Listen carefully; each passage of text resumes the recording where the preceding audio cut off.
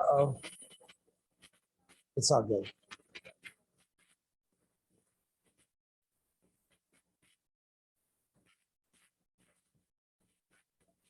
What's that? Oh, thank you.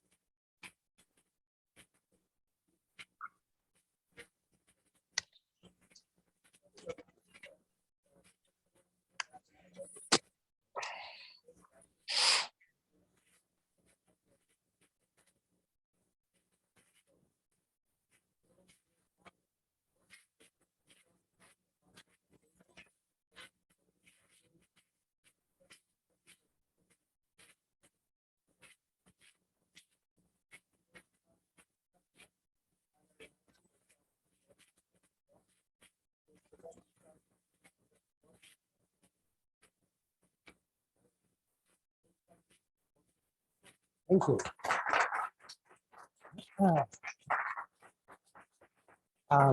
Thank you.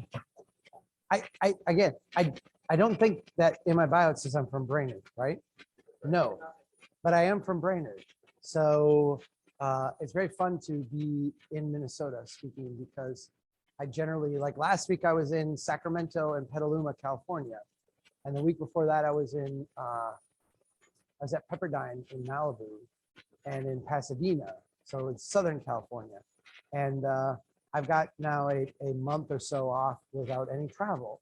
So this is actually my last evening of speaking for a long time. So we'll do it, we'll rock it to the best here, right? Thank you so much for the invitation, and thanks for taking your evening to be here. I know it's been very hot and sweltering. It's cooled off a little bit. It's not bad in here. We can make it through. For those of you that join us online today or in person, you'll see that the themes of the talks that I give kind of overlap each other a little bit. There'll be a little bit of familiar material, a little bit of new stuff, but different emphasis throughout. I'm an engineer and a planner. In 2008, I started to write a blog. After working with cities for a long time, I became, I guess if I'm being very open with all of you, I was not a very good engineer. I asked too many questions. I was not a very good planner. Again, probably too many questions. As I was doing these professions, which if you know anything about city engineering or planning, you recognize that while these degrees and these skills seem to be very compatible from the outside, it's two very different mindsets, right? You're laughing. Engineers and planners are very different people. There's a left brain, right brain kind of thing going on. In engineering school, we would make jokes about planners. In planning school, we would make jokes about engineers. They're both equally funny because there's a lot there to joke about. But I started to ask questions about why the communities I was working for were struggling financially. Why, despite all the growth and the jobs and the economic development and the infrastructure we were building and the debt we were taking on, and the taxes we were raising, why were the places that I was working for not thriving? The model said they should, and they weren't. And so I started to ask questions about why this was. And ultimately in 2008, amidst banks failing and gas prices at records until not seen until now, and all the economic craziness of that year, the bailouts, TARP, kind of an unprecedented and crazy election. At the time, remember back in 2008, at the time, that seemed like a tumultuous, insane election. It's so quaint now.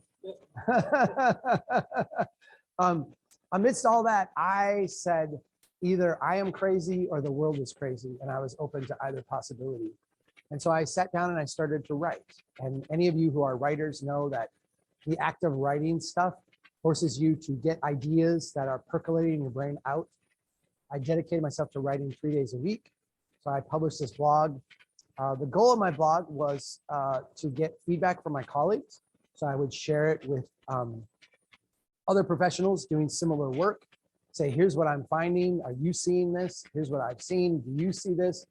And unexpected to me, people started to pick it up as they do in the internet age. And these ideas got passed around. Pretty soon I was getting invited to speak in different places. I was getting invited to go different parts of the country.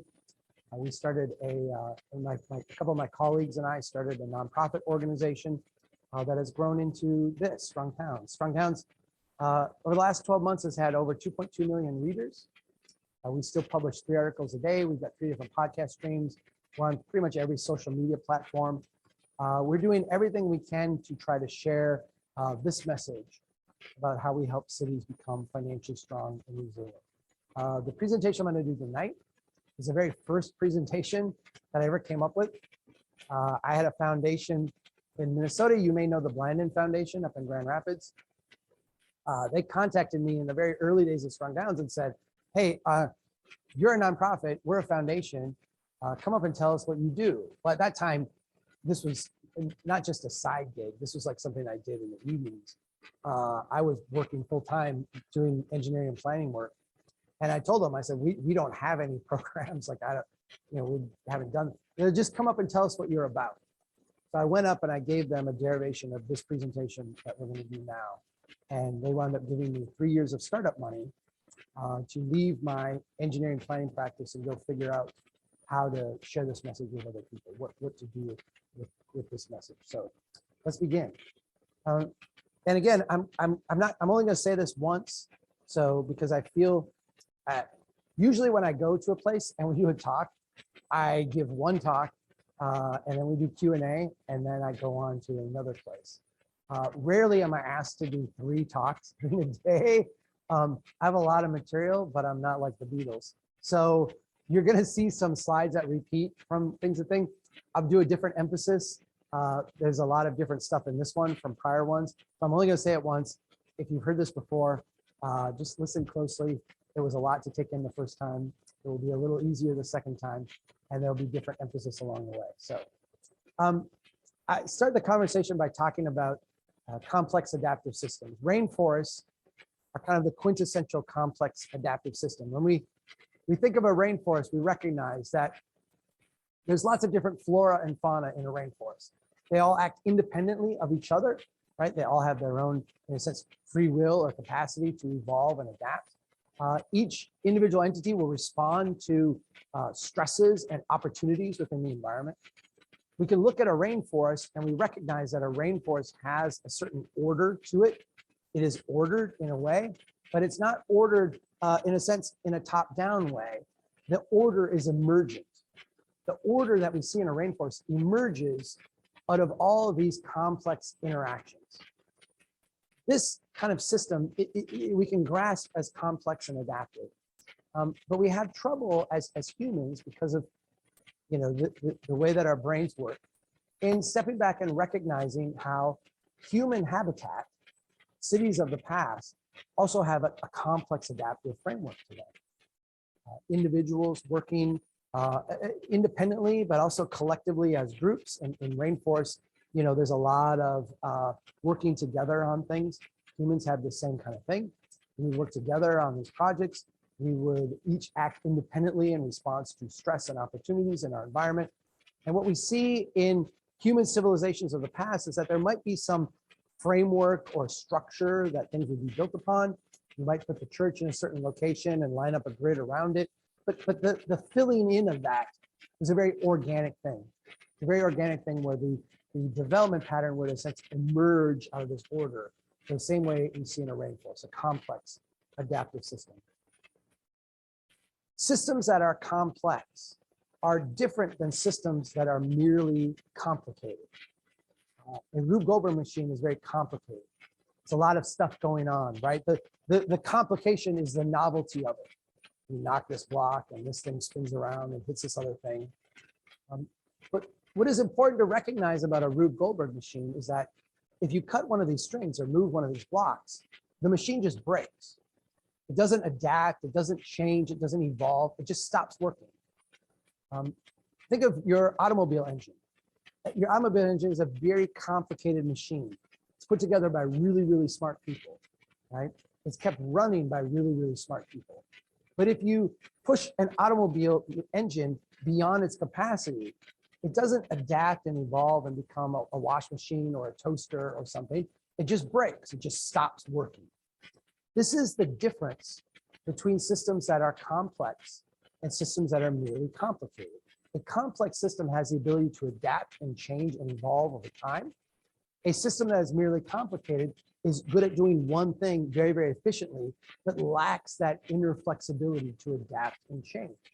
When we look at a rainforest, we recognize that if a rainforest gets a lot of rain in one season or a lot of sun in one season, the rainforest won't collapse. It won't stop working. You may have different flora or fauna that adapt and evolve and become more dominant or less dominant. But we still expect to see a rainforest with a certain fractal order to it. But if you take a cornfield, which is a complicated machine of a process, we recognize that if a cornfield gets too much rain or too much sun, it doesn't adapt and become soybeans. It doesn't become potatoes. It just fails at being corn. It just fails at what it's designed to do. We see the same type of thing in human habitat. We see the same type of things in the cities that we build. When we build cities that are complex and adaptive, when we build them with structures that are allowed to evolve and change, buildings that are allowed to grow and flex, neighborhoods that are allowed to evolve and adapt, what we see is that they have a form and a structure that is financially strong and resilient and adaptable. When we build them, in a sense, as monocultures, with internal resistance to adaptation, whether that resistance comes through building codes or zoning codes, comes through financing mechanisms, insurance mechanisms, comes through cultural expectations, what we see is that that type of development pattern either works really well or it ceases to work. It has, in a sense, a pass-fail type of system to it. It is, in a sense, an inflexible, a lacking of resilience, and is opposite of strong, a weak kind of development pattern. This difference between complex and merely complicated, and I want to emphasize this again. There's some great books written about complexity theory that explain the mechanisms in complexity and contrast it to systems that are complicated. And one of the things that causes systems that are complex to become merely complicated is an abundance of resources. When you have an abundance of resources, you laugh because you get that, right? When you have abundance of resources, what do you no longer have to do? Think, yeah. You no longer have to adapt, right? A friend of mine once pointed this out to me. If you have like unlimited amount of funds and you build a bridge in the wrong place, you just tear down the bridge and build it in the right place. Like you don't care. You don't suffer the consequences of your poor decisions. And so systems that are complex, when they're given an overabundance of resources, stop adapting and changing and becoming complex, and they transition into becoming merely complicated. Lots of stuff going on. Again, very smart people running them, the systems that lack that internal feedback mechanism.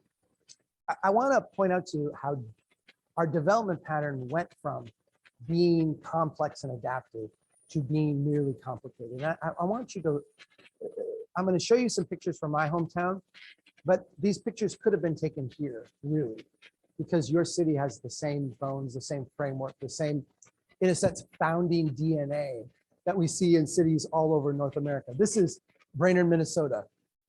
in 1871. This is the first year of its founding. Last year, we celebrated our 150-year anniversary. But this is what it looked like at the very beginning. Some pop-up shacks, some people with some hopes and dreams about the future. We built thousands of settlements like this across North America. And for a variety of complex reasons, reasons that defy our ability to predict or project, or even to fully understand after the fact, a lot of these places failed. It never got beyond this stage here. What would happen when a city like this failed?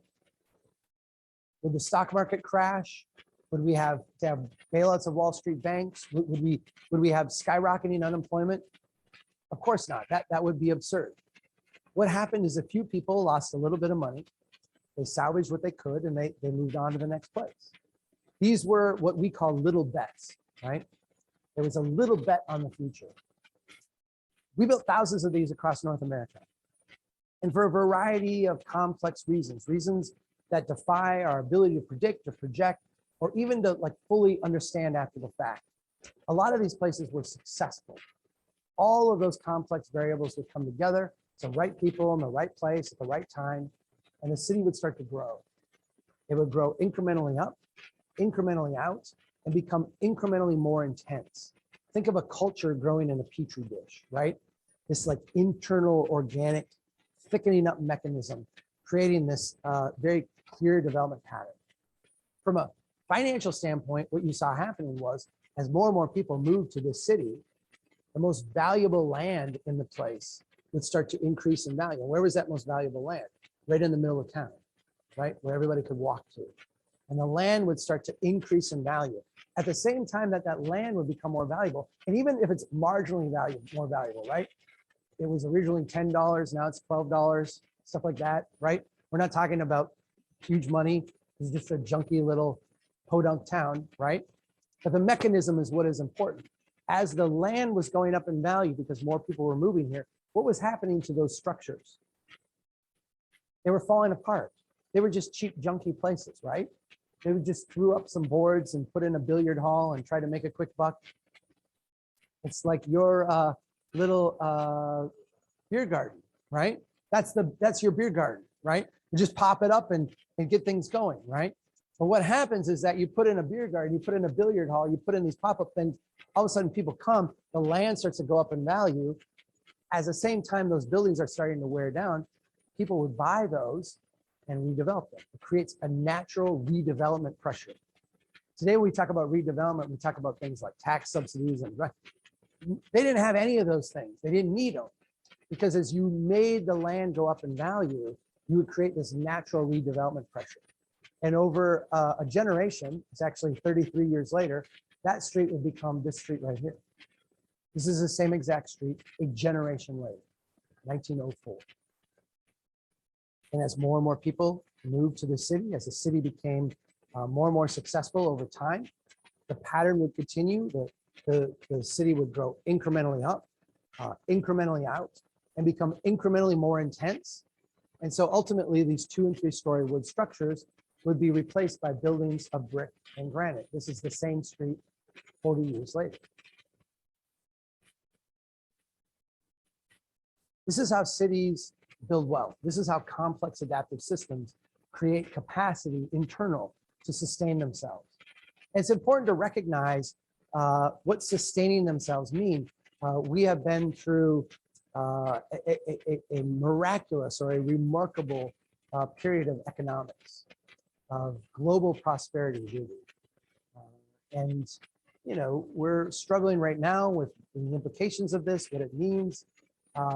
If you are 40 years old or less, you have never been in an environment when interest rates were going up.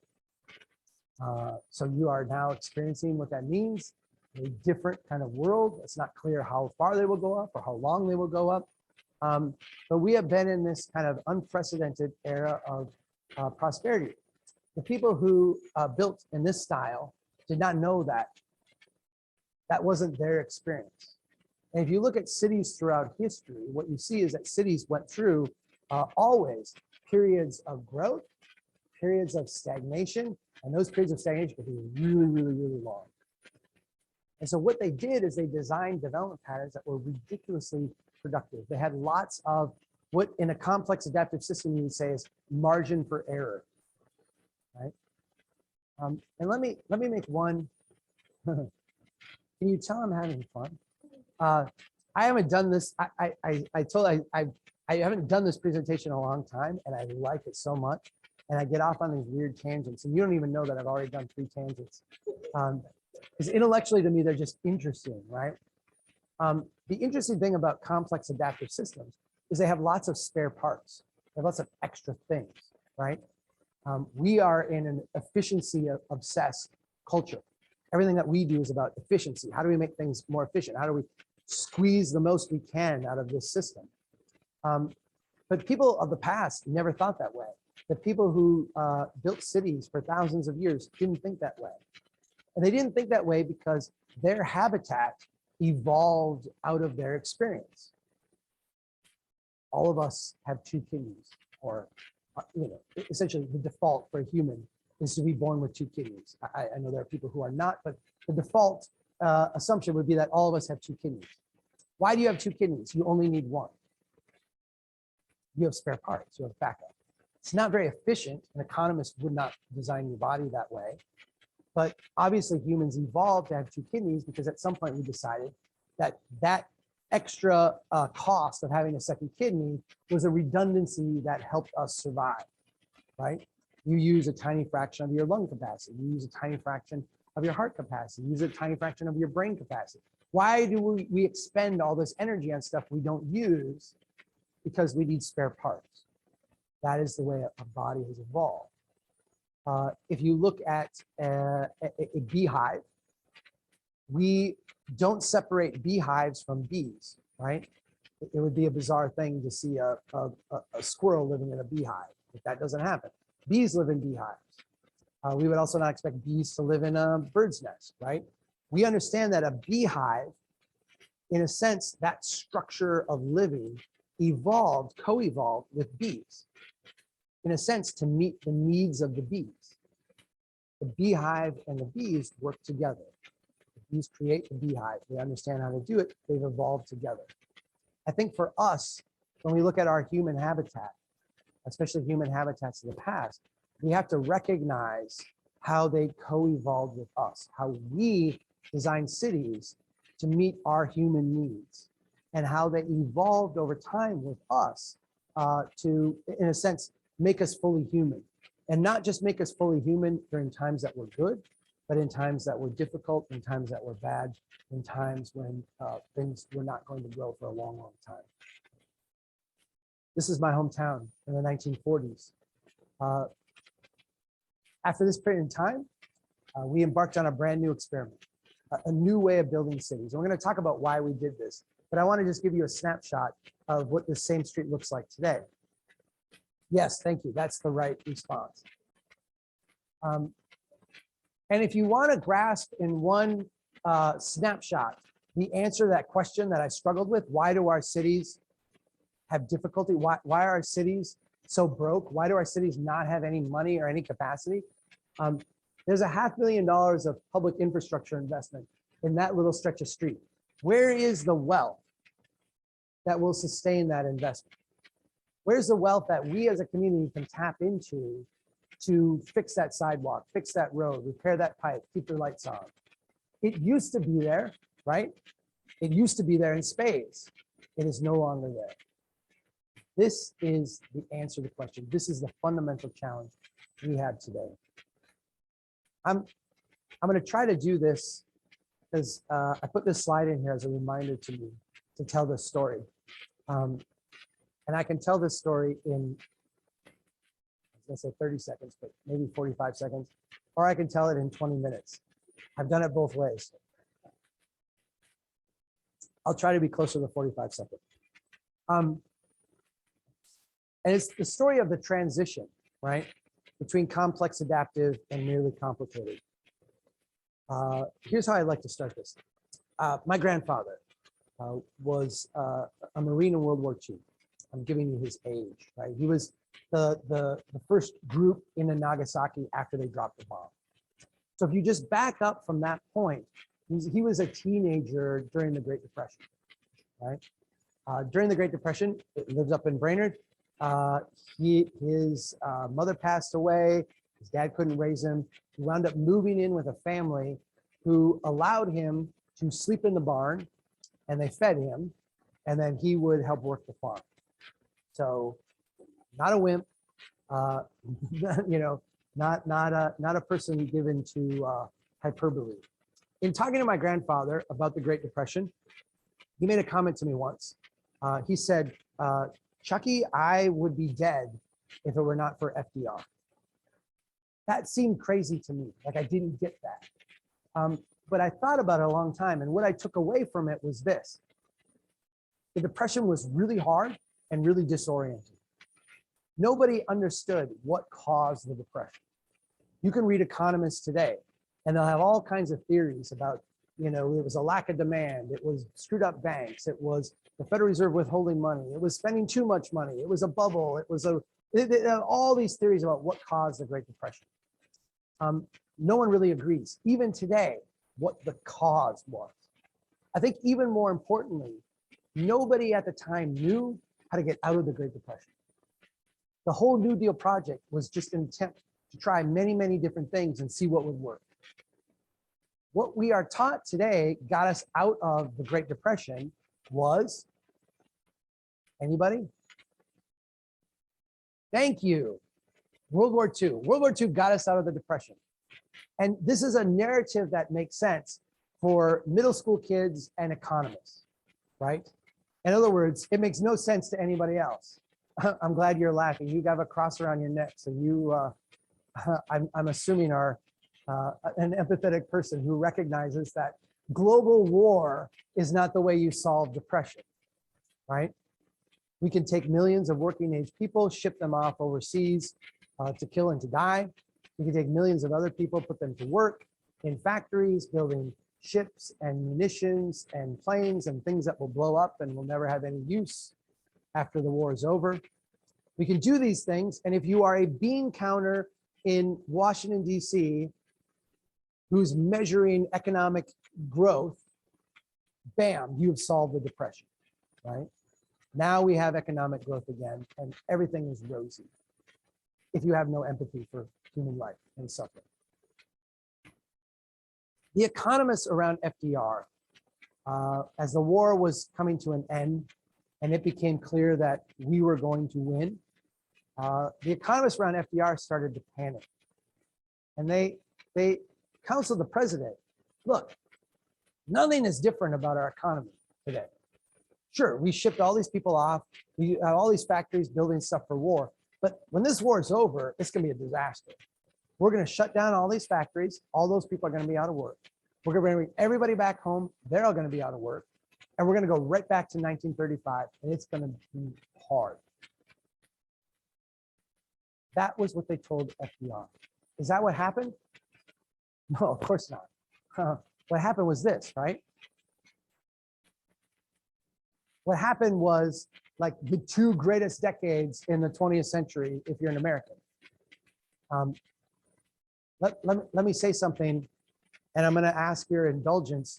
If you know in your heart that you are someone who reacts in a partisan way to things, please try to tamp it down for the next 30 seconds. If you go back to the 2016 presidential election, we had two candidates that were offering a vision of America. And it was interesting as I listened to people talk about these visions and react to them, because it was very clear to me what we were being sold. What we were being sold was two 70-year-old, roughly, people looking back at the greatest 2 decades of their life, telling us how they were going to recreate that for us today. Whether that vision was Aussie inherit families and blue-collar jobs, or whether that vision was an expansive federal government that could do all kinds of like great things.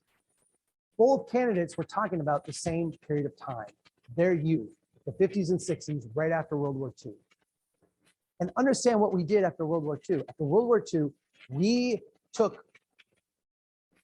were the only industrial power not decimated by war.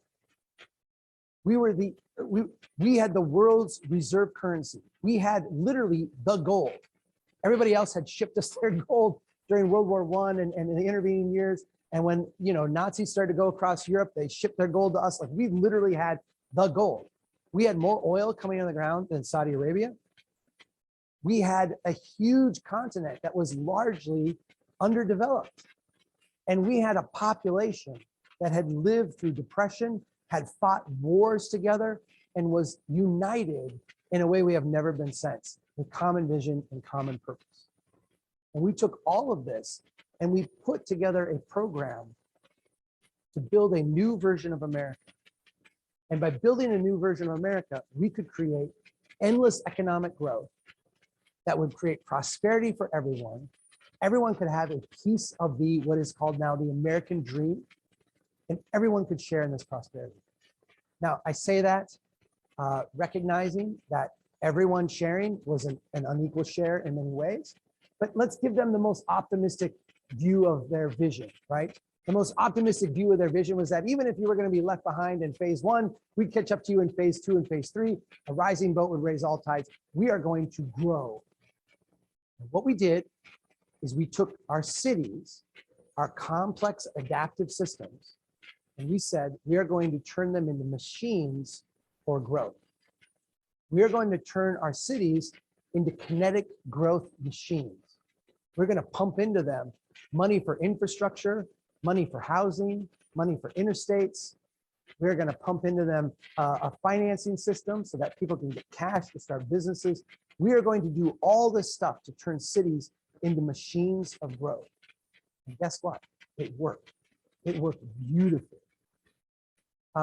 This is a map of Fresno, California. And I love this map because it tells a story. I'm not suggesting that you are Fresno, California, but I am guaranteeing you that as I show you this story, you're going to see Winona in this story, okay? So this is Fresno, California in 1897. That little yellow box is the boundaries of Fresno. And I want you to watch how the boundaries of Fresno change over time. So we're starting way before the Great Depression, and I want you to watch the incremental development pattern, that incremental up, incremental out, incremental more intense as it occurs over time. So here's 1909. Now we have 1922. Now we're in the middle of the Great Depression, the early years of it actually, and now we're at the end of World War II. And you can see that Fresno, California has grown, right? Has experienced growth. And you can imagine, like, go back to those photos I showed you at the very beginning, the pop-up shack and the two, this city growing in different dimensions, thickening up internally, growing incrementally out. Now we get to the end of World War II, and we don't want to go back into the Great Depression. We want to grow. And we take our cities and we say, we're going to give you everything you need to be a machine of growth. Grow, grow, grow, grow, grow. And here's what happens. 1958, 1970, 83, mid-1990s. The last slide I've got is from 2010. Does this look familiar? Yes. I don't know how much Winona has grown this way during that time period, but it's a lot, right? In Brainerd, my hometown, at the end of World War II, we were 13,500 people. Today, we are 13,500 people. We're 10 times the area. Okay. So it is a completely different city today than it was. This growth is celebrated today. We look back with nostalgia at those couple of decades after World War II as this golden era, right? When everything seemed possible. And in fact, a lot of the lessons that we learned then, we still try to operate on today. A lot of the lessons that we learned then in terms of what economic growth looks like, how to pursue economic growth, what a cost-benefit analysis looks like, how we should analyze a highway investment. The whole profession of transportation engineering was born and created, and 90% of the standards that exist today were standards that were developed back then. Our building codes, our zoning codes, they're all derivations of this machine of growth. How do we create a system that can replicate itself over and over and over again very, very quickly? this was hugely successful in creating growth. I want to show you some of the trade-offs there, and the trade-offs come in at the local level, and they're very important. When we were complex adaptive systems, we had to make difficult decisions all the time, because in order for us to survive as cities, in order for us to prosper, in order for us to have the wealth and the capacity we needed to sustain our systems, we had to be very concerned about how we grew, not just the fact that we did grow. That changed dramatically. And our obsession now as essentially an implementation arm of macroeconomic policy induced cities to do a lot of things that they never would have done in the past. This is data from Lafayette, Louisiana, and I'm going to come back to Lafayette at the end, or I'm going to come back to Lafayette in a little bit, because we did a very detailed study there. And we'll give you an overview of the conundrum as we get to the local level. At the end of World War II, Lafayette had a population of around 30,000. Today, it's around 120,000. So a 3.5 times increase. It's a huge amount of population growth. But if we look at in Lafayette, what it took to provide drinking water for people, at the end of World War II, it was 5 feet of pipe per person. Today, it's 50 feet of pipe per person, a 10 times increase. We say, what did it take to provide fire protection for the people of Lafayette? At the end of World War II, it was 2.4 hydrants per 1,000 people. Today, it's 21 times that amount. So Lafayette has grown. Yes, they've grown by 3.5 times, a huge amount of growth. But the community, the local government, the people, the taxpayers have seen their liabilities grow by 10 times and 20 times. Now, we could step back and say, well, sure, Chuck, okay, I get it, but we're so much wealthier today, right? Like imagine what those people lived like at the end of World War II. Small homes, modest places. We're so much wealthier today. We have so much more capacity. Look around. People own multiple cars. They own larger houses. All of this is true, except for the wealth part. Because when we actually step back and look at the wealth part, well, the city of Lafayette has grown in population by 3.5 times. Their liabilities have grown by 10 and 20 times. The family incomes have only grown a tiny fraction of that. And we actually look at the net worth of families. What we see is that the net worth is at all-time lows and trending in the wrong direction. Median families actually have less savings, have less capacity, have less wealth, have more debt, and have less ability to withstand difficulty than they did even at the end of World War II, after a decade of depression. This development pattern that we have creates a lot of growth. And growth is a really easy part of it. What it doesn't create is the wealth that we need to sustain things. And that is a liability not borne by the federal government, not borne by the state government. That is a liability borne by local government. That's a liability borne by us. And because I'm having fun here tonight, yeah, let me go. I'm gonna take a sidetrack and make one other point. I don't drink alcohol. Not that I went through it. I'm 49, so people assume that I went through some treatment or something. That's never started. But if you want a drinking game, I had to preface that because if you want a drinking game, it's not my style, but if you want a drinking game, watch or listen to any economist being interviewed and wait until they bring up infrastructure. It's guaranteed. Within 2 minutes of an interview, they will talk about the need to invest in infrastructure, invest in infrastructure, invest in infrastructure. That is a thing that has come out of, that's one of the lessons after World War II for economists. You want to grow the economy, invest in infrastructure. And you can see why. If you're worried about the macroeconomic numbers, World War II is awesome. It solved all your problems. It made the numbers work. Infrastructure spending is awesome. It makes the numbers work. If I can put money into building highways and building sewer and water, it makes the numbers work for next quarter. Really great. And I don't, as a federal government or as a bean counter at the federal level, have to worry about the long-term liability. I don't have to worry about the long-term promise. That's for you all to worry about, okay? In the last infrastructure bill, when that bill was first released, you can go back and read it. Again, this is not a partisan statement. This is a bipartisan bill. But if you read the first iteration, which came out from the administration, on the very first page, it says, we have identified 170,000 lane miles of roadway in poor condition. And we have identified 45,000 bridges that are in poor condition and in need of urgent repairs. Then the bill goes on to describe all the spending it's going to do. And the one thing, I'll just short circuit the whole conversation and say, the one thing that everybody agreed about this bill is that it was huge. It was the largest infrastructure bill ever imagined in the history of the country. As a percent of GDP, as an overall number, however you want to measure it, it was huge. And everybody said this is a big investment in infrastructure. Okay. Of the 170,000 miles of bridges in disrepair, the bill originally, before it was cut back, of 170,000 miles, was only going to fix 20,000 miles over the next decade. Of the 45,000 bridges, the bill was only going to fix 10,000 of them, again, over the next decade. What this means is that with the largest spending bill ever imagined, we would have more infrastructure in poor condition a decade from now when all the spending was done than we have when we started. That's where we're at today. We have built way more than we can maintain. We built way more than we can take care of.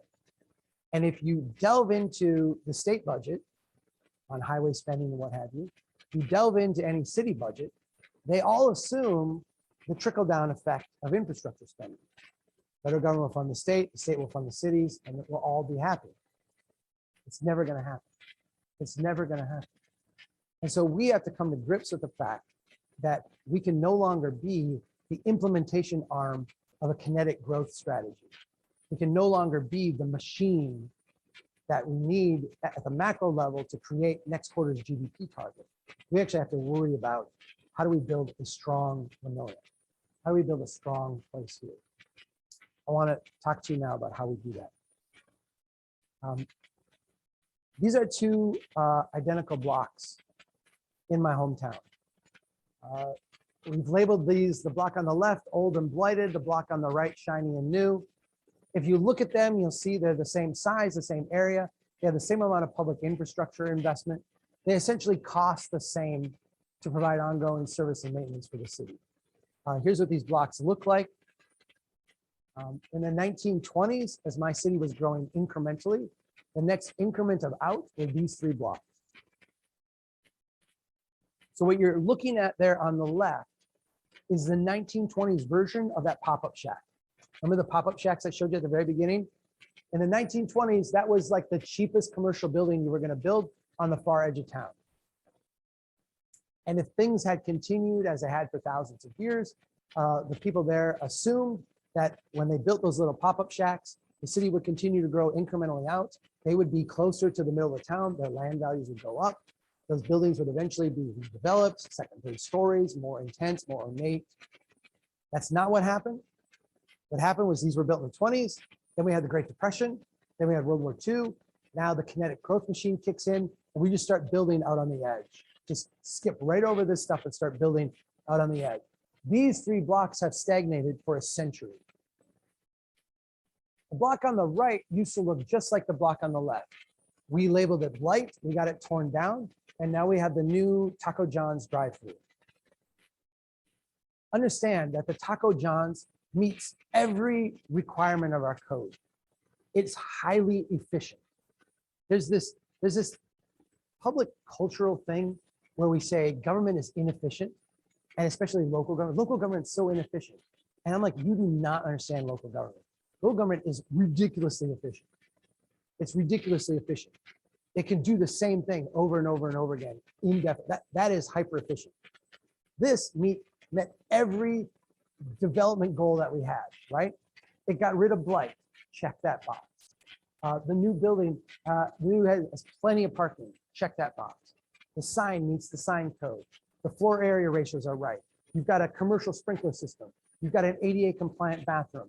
I was pointing out today to our environmentalists where that they asked for, the environmental people showed up and asked for green infrastructure. So they put plantings in the stormwater area back here. The bike walk people wanted a sidewalk. They got the sidewalk in. The sidewalk ends right there, but they got that stretch, right?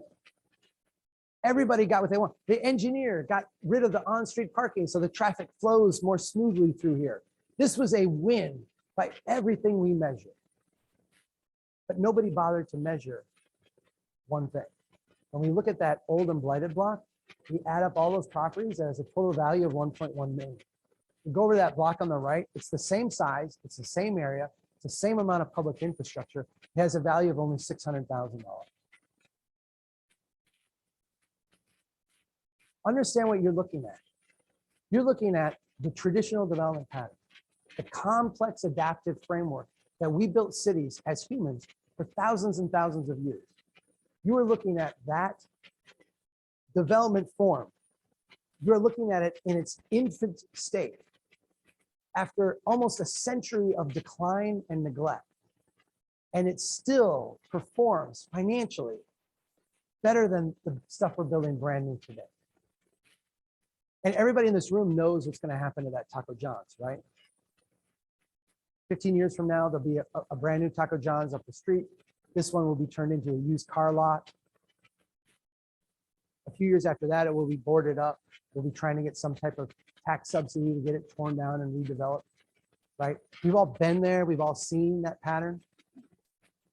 I pointed out today, we had this great conversation about this. If you look at this building here, and this is a hallmark of complex systems, a hallmark of traditional development pattern. You have a development pattern that, in a sense, can't get any worse, but could, under the right conditions, get a lot better. So from an investment standpoint, the block on the left has minimal downside potential and a lot of upside potential. On the other hand, if we look at the Taco John's on the right, if we wanted to make the Taco John's worth as much as that block on the left, what would we do? There's nothing that can be done. Taco John's is not going to let you develop their parking lots. That's part of their business model.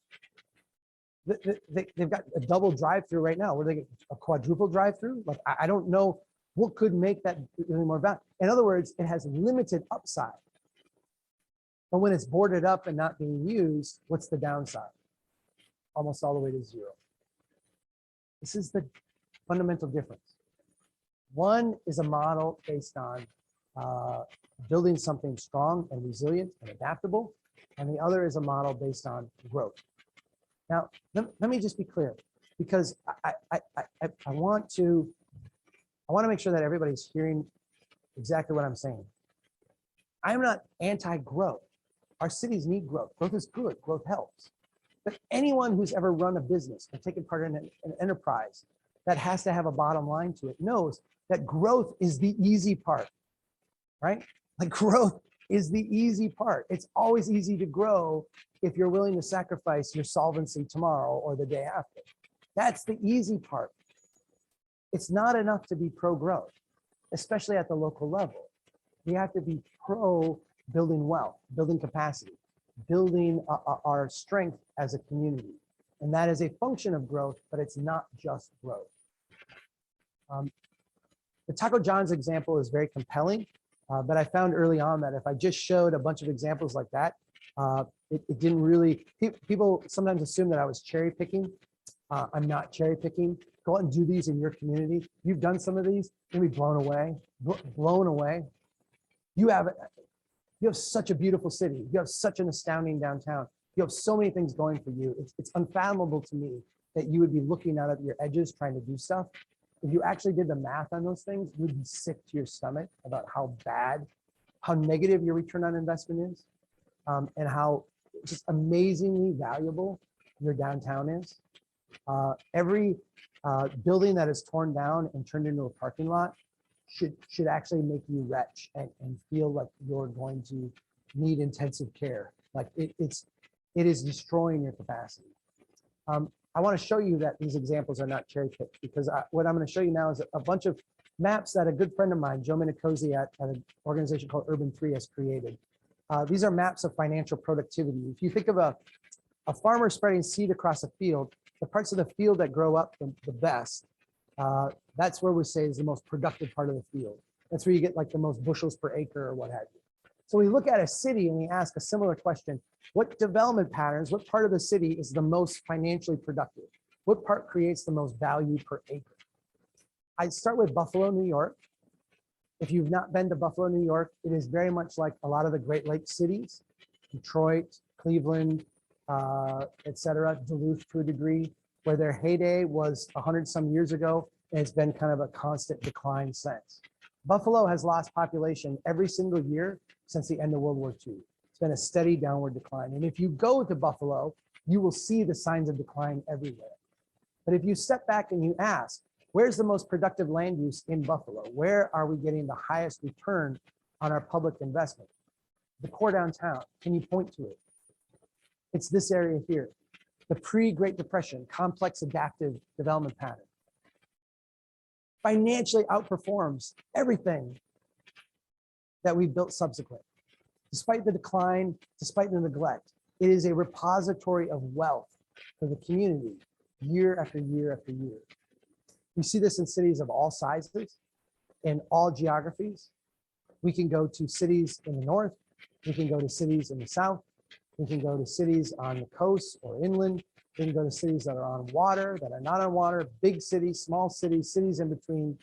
And every time we identify the complex adaptive development pattern of the pre-Great Depression American city, we see tremendous financial value. We see a huge reservoir of wealth for the community, regardless of if they are occupied by wealthy people or poor people, regardless of if the businesses are really successful or a collection of pawn shops and tattoo parlors. It doesn't matter. We see the same overall ratio. The downtowns and the surrounding neighborhoods absolutely kill it. The stuff that was built in that pre-depression mindset. And everywhere we see the post-World War II suburban experiment, this kinetic growth machine, the further we go out in time, the more upside down the development becomes, the more money we lose, the less financially productive it is, and the worse our return on investment is. This brings me to Lafayette, Louisiana. In Lafayette, Louisiana, I was invited along with Joe's team at Urban 3 to help them understand why their city was going broke, why their city was insolvent. This is a very fiscally conservative city in a very fiscally conservative state. So running a tight budget was very important for them. And they had done that for a long period of time. But when we went to town, they had a $50 million backlog of road maintenance, about a $1.8 million a year road maintenance budget. So, I mean, this was like decades of backlog they had. And that wasn't counting the new things that were going to come online. They didn't understand why. And they wanted our help analyzing it and explaining it to the public. So we went and we delved into their budget, we delved into their documents, we met with all their staff, and we analyzed every source of revenue the city had. Sales tax, property tax, utility fees, bus fares, like every place we could get money. Where was it coming from? And then we looked at every expense that they had. Where's the roads we have to maintain? Where's the sidewalks? Where's the drainage system? Where's the pipe? Where are the police protection, fire protection? We analyzed all of it. And we put together dozens of maps. And at the end, we mashed all these maps together into this map here, which you can think of as a profit and loss map for the city of Lafayette, Louisiana. This is a projection on an annual basis of what properties are making them money and what properties are losing them money. Every place you see blue is a property that pays more in taxes and fees on an annual basis than they require in ongoing service and maintenance. Every place where you see red is the exact opposite. These places are going to cost more over the long term to provide ongoing service maintenance than they produce in fees and taxes. You see now a number of these maps. You know what this is showing you. That part in the middle is the core downtown. There's a crescent of blue just to the east of that, just to the right of it. Those are some of the poorest neighborhoods in the community. Let me show you some images. Here's the core downtown of Lafayette in the upper right. The bottom right here is what some of those poor neighborhoods look like. And just so we're clear, we're on the same page, our analysis assumed that the city was going to go out and fix the streets, maintain the drainage systems, replace the street lights when they went out. The fact that they're not doing that in these neighborhoods only makes that blue line higher than what we actually depicted. Okay. The stuff in red, that is the mall, the big box stores, the franchise restaurants, the windy, curvy, cul-de-sac places. That's all that stuff that we're very familiar with. The median family in Lafayette, median meaning half or more, half or less, the median family in Lafayette pays $1,500 a year in taxes to the city. In order to maintain everything that has been built, in order to make good on all the promises they've made, we'll fix that pipe, fix that road, take care of this, provide all the services. In order for that to happen, the median taxes, we need to go from $1,500 a year to $9,200 a year. 1 out of every $5 a family makes, we need to get sent back to the city. And that's just to maintain what they have. You recognize it's a problem, right? We've outgrown the capacity of the tax base to sustain itself. And so at some point, and I'll just give you a little insight, Lafayette, when we went there, had a road maintenance backlog of $50 million. It's now $120 million. Lafayette has had to make these decisions. What road do we maintain? What road do we not? What pipe do we fix and repair? What pipe do we walk away from? What neighborhood do we keep? What neighborhood do we let go? Does this sound like a city that's familiar to us? Which one?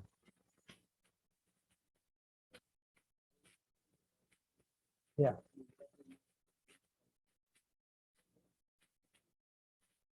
Yeah, is suffering like this. The one that always comes up for me is Detroit. Because when we think of walking away from whole neighborhoods, it's the starkest example that we have. There are others, but that's the highlight, right? That's the big name one.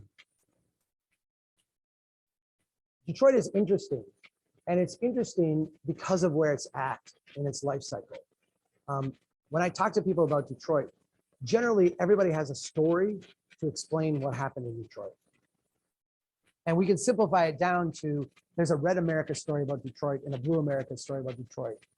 And they have one overlapping point. And this is the same overlapping point that everybody has about Detroit, regardless of what your explanation is of how they got to where they are. The one thing that everybody tends to say about Detroit is, my city is not Detroit. Here's how Detroit is different from where I live. Let me give you my story of Detroit. If we go back to the early 1900s, Detroit was one of the richest cities in the world.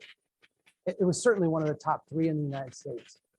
You can go to the Detroit Opera House today, and this thing would, if you picked it up and dropped it into Milan, it would not be out of place. It is so big, huge, opulent, astounding. It will blow your mind. And Detroit is full of this stuff, right? Just absolutely full of this stuff. But in the early 1900s, Detroit was on its way to becoming the Motor City. And they were the first city to experiment with what would become the American pattern of development.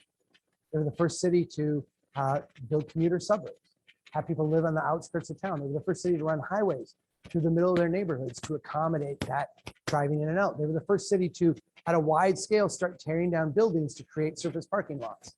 They were the first city to invert the wealth pattern of their community, taking the properties in the middle and depressing their value and increasing, in a marginal sense, the land out on the edge in value. They were the first city to do this. And they're the first city, when we got to the Depression and we got to World War II, it's interesting to note that while cities around the country, many went into bankruptcy, many others felt enormous financial hardship. Detroit and cities around Detroit comparatively did really well. They did really, really well.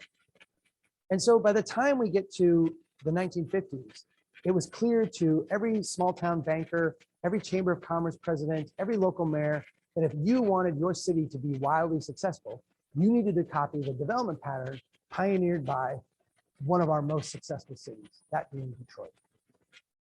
And that's what we did. We all copied Detroit.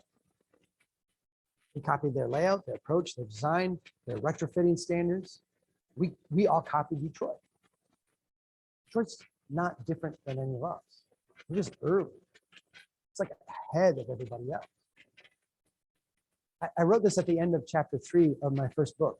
And my mom, who is lovely, reads all my books. And she called me up and she says, Chuck, this is really, really depressing.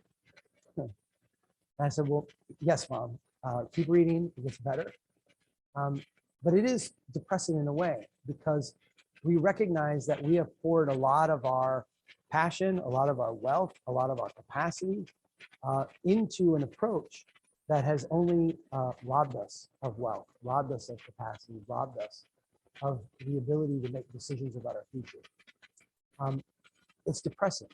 And I'm going to ask you to pause on that depression tonight or tomorrow. It's okay to feel bad about it, but you have to move on from it. You have to learn from it and then do positive things. There are all kinds of people in this room doing positive things, and we can make things a lot better. But we have to recognize how they got the way they got. I'm going to give you 3 strategies, and these are not the only 3 strategies, but I feel like in a discussion of, wow, this is depressing, wow, we really screwed up, wow, what do we do now? I feel like there are 3 things that we can do immediately that are we can put our minds around, and we can go out and accomplish something that themselves are kind of like gateways to other great things. So let's talk about these 3 things. The first is kind of a strong towns adage. It's one of our central insights, and that is that every neighborhood needs to be allowed to evolve and change and adapt. We need to get that complex system back again. And so in a sense, in a regulatory framework, we say we have to allow the next increment of development intensity by right everywhere all the time. Let me interpret this for non-planners and people in the insider lingo. When we say something by right, what I mean is that you should be able to walk into City Hall at 9 a.m. with a completed permit application and then walk out by noon and start building. That's what by right means. By right means 0 regulatory friction, right? The next increment means you have to be able to take what you have in a neighborhood and thicken it up. So put those 2 together. You need to be able to convert things in your neighborhood, thicken them up with minimal regulatory friction. And let me give you a very concrete example. If you live in a neighborhood of single-family homes, there should be nothing stopping that neighborhood from evolving over the next decade or 2 into a neighborhood of duplexes. There should be no regulatory burden to do that. That doesn't mean you have to do that. That doesn't mean that you're required to do that. But that means that if you want to do that, or if someone who someday buys your property wants to do that, there would be nothing that would stop them, regulatory-wise, from doing that. Now, along with the idea that every neighborhood needs to flex and change and grow and evolve and adapt and have the capacity to do that, we also have to set some limits on it. There is a very reasonable response to not wanting a neighborhood to dramatically change, not wanting a neighborhood to be overwhelmed with growth. Our standard that we use internally is that you should be able to leave your neighborhood, come back a decade from now, and have it be completely recognizable to you. That's a healthy development pattern. Change, different, improved, but completely recognizable to you. And in that sense, there's another adage that we tie in here. No neighborhood should experience radical change, and no neighborhood can be exempt from change. We talked today at the staff level about having, in a sense, a window where we're going to allow a certain amount of change very freely, very easily. But beyond that window, beyond that, where it starts to become very radical, very different from what the neighborhood is, then that's where it's time to step back and say we need either to not allow that or allow a different process for that. We need to make the idea of neighborhood evolution to be a very common thing. And we need to get people used to the way our ancestors were, and I say that in the broadest sense of the word, around the world for thousands of years. Nobody built things that they expected to not change. Everybody built neighborhoods that they expected, they anticipated, they counted on them evolving. Am I doing okay on time? I want to give one insight here, because I in groups, when I say this, I'm gonna teach you the obvious, and when I say it, you're gonna all recognize it, and then you're never gonna forget it. You're gonna tell somebody else. But oftentimes, because we live in this stew, we don't recognize what's in front of our face. A developer comes into your city, wants to build a new development, goes out and puts in a new development and a bunch of houses in a few years. I don't know what that would be, if it's 20 houses, 40 houses, 400 houses. whatever the scale would be, it doesn't matter. They're just all built all at once, and they're built to a finished state. That's our development style now. Our ancestors built things incrementally to evolve and change. They started with small houses, they added on to them, they tore them down and rebuilt new things. Things evolved, right? We build things all at once, and we build them as if we are God. We build them finished, right? God builds the earth in 6 days. On the seventh day, he rests. God doesn't rest because he's going to go back to work on day 8. God rests because, if you read Genesis, he's done. I'm done. I'm done. It's over. I'm done. I built it. It's done. We treat ourselves like gods. We build a subdivision. It's done. We walk away. We freeze it in regulatory amber, right? Now, it's a really nice place. It's a really nice development. All the wealthy people move there. All the affluent people move there. It's a really nice place. But what happens 25 years later? 25 years later, everybody's siding needs to be repainted or redone at the same exact time. Everybody in the whole neighborhood. Everybody's roof starts to fail and needs to be fixed at the same time. Everybody's windows are starting to leak. Everybody's sidewalks are starting to crack. Everybody's driveway fails. And they don't fail one here, one there. Everybody fails at the same time. Everybody's dryer and washer and refrigerator goes bad at the same time. So all of a sudden, a neighborhood that all was built all at once to a finished state and all looked great starts to go off a cliff at the same time. I want you to recognize, what do the affluent people who live in that neighborhood do when they start to see signs of decline? They move. They move to a new neighborhood. And so what happens is that people with lesser capacity, lesser financial means, are left behind to maintain a neighborhood in a second life cycle when things are starting to struggle. If you go look at your neighborhoods that were built in the 50s and 60s, you can see that they're not the nicest neighborhoods in town. They're far into that decline. You go to the ones that were built in the 70s and 80s, you see that they're maybe a little bit better, but they're still like, they're in the hanging on phase. If you go to the ones that were built in the last couple of decades, that's where a lot of your middle class, upper middle class, even some of the wealthy people will live. But it's all a cycle, all a cycle, because it doesn't renew.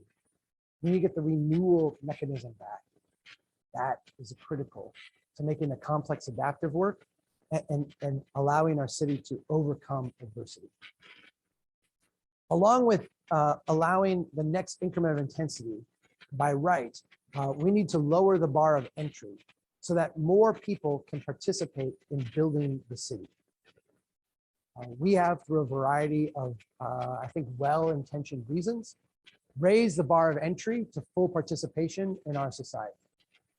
And if we want to get capital off the sidelines, not just financial capital, but human capital off the sidelines, we have to lower the bar of entry and allow more people to participate. Let me give you 2 examples of what this looks like. This is something that in my community, we call a tiny house. My ancestors would have called this a house. For some reason, we put the adjective tiny on the front of what is just a starter home.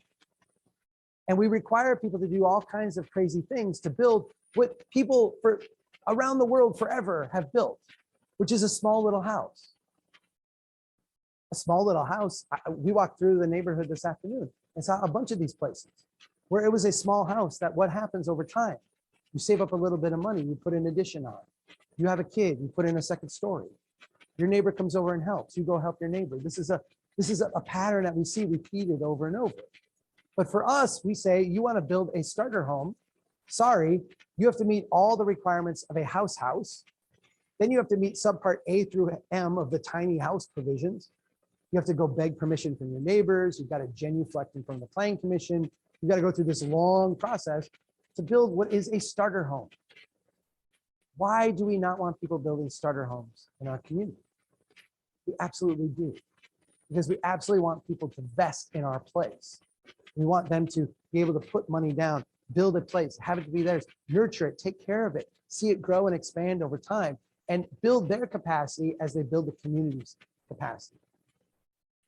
This is what humans have done forever. We disallow it or make it very difficult. We shouldn't. We can do the same thing with commercial properties. And I think this is an example that your downtown is just screaming for. I was in Muskegon, Michigan. Muskegon, Michigan was named the 2018 strongest town of the year. You all were a finalist at one point in the past. They won it in 2018. I went to Muskegon, Michigan. I was able to sit down and meet with them. They're fascinating people. But one of the things that they recognized a while back was that their downtown was struggling to get the kind of businesses that they wanted in. They could subsidize businesses to move in all day. They could get the Jimmy John's to move in. They could get the whatever franchise to move in if they were willing to pay the subsidies. But they couldn't do it in a way that actually made the city wealthier. They could create growth, but couldn't create wealth. So they recognized that what they needed more than anything else was local startup entrepreneurs. But when they would go talk to people, they would find out that, like, to start a business in the downtown, you had to renovate the building, you had to put in a commercial sprinkler system, you had to put in ADA compliant bathrooms, you had to do all these things, which are fine. Like, we're not arguing any of those were bad, but it was too much to ask for a crazy person with an idea to do. Crazy people with ideas need places that they can fail in at very low cost. So what Muskegon did is they went and bought a bunch of storage sheds. They painted them up funky colors. They put them in a gap in their streetscape. So when you have gaps in your streetscape where you just got empty parking, that is an impediment to people walking and taking part in your business community. And so they filled in the streetscape with these sheds, and then they rent them out dirt cheap to startup entrepreneurs. No long-term lease commitment, no, go start your business, fail, try again, fail, try again, fail. It's all great. You move out. There's a long line of people waiting to get in. I was out at these places. There's a ton of energy here, right? These are, and let me say it this way. You have a lot of impressive large businesses here. A lot of impressive large businesses. But large businesses and a university should produce a lot of gritty startup, bottom-up, dirt poor entrepreneurs. And you're not seeing that at the scale you should. And a lot of it is because there's just no easy entry point for that. Poor people are ridiculously entrepreneurial. We think of like an entrepreneur as like someone with a lot of money who invests in a business. That's not an entrepreneur. That's an investor. An entrepreneur is literally like a crazy person with some ideas and a lack of understanding that they can fail, right? If you go to Muskegon today, you're going to see these storage sheds full of people, full of life, full of energy, full of entrepreneurial spirit, the kind that every city would want. Here's what else you're going to see. The downtown is packed full of businesses. They're not businesses that needed subsidy. They're not out of town businesses. They're locally grown businesses that basically got proof of concept here, where they could try and fail and try and fail and try and fail with little consequence. And they were able to move their business into one of those larger places that needed a higher standard. The last thing then I want to give you is thank you. Thank you. The last thing I want to give you is a reframing of what public investment looks like. In the kinetic growth era, what public investment looks like is we look around and find out what the federal government is offering for grant programs. We look around at what the state government has for grant and loan programs. And we look at what developer is willing to come to town.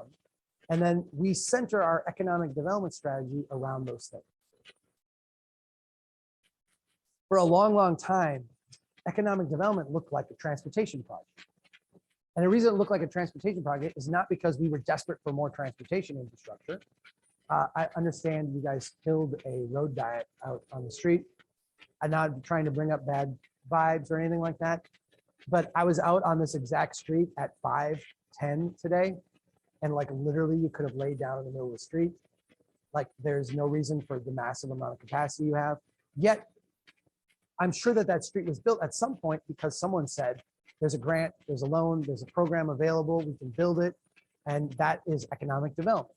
And so what happens when there's a lot of transportation dollars available, a lot of infrastructure dollars available, our problems are all redefined as transportation projects. We're lacking small business. We need a new streetscape. We're lacking employment opportunities. Well, we need a new road. Well, we're lacking this. Well, we need a new pipe. Yeah, we redefine things that way. We have to be done doing that. In fact, I'll say this as a definitive statement.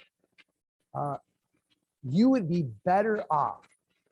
You would be way ahead if you never built another foot of road, another foot of pipe, another foot of any infrastructure. You would be money way, way ahead. What we have to do now is talk about not how do we continue the kinetic growth machine? How do we get the next grant? How do we get the next developer to come to town? How do we get the next big project? But how do we go back and make better use of the stuff we've already built? How do we go back and get more out of those investments? How do we squeeze a higher return out of the stuff we've already committed to? And that is a completely different strategy than the one we have now. I'm going to give you a 4-step approach that we have developed as Strong Towns for cities to get the highest returning investments that you can make. And in fact, I'm going to paraphrase this or rephrase this as the lowest risk, highest returning public investments that we can make.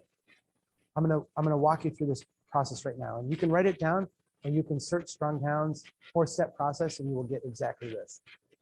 Step number 1, go out and humbly observe where people are struggling to use the city as it has been built. I'm going to emphasize humility here.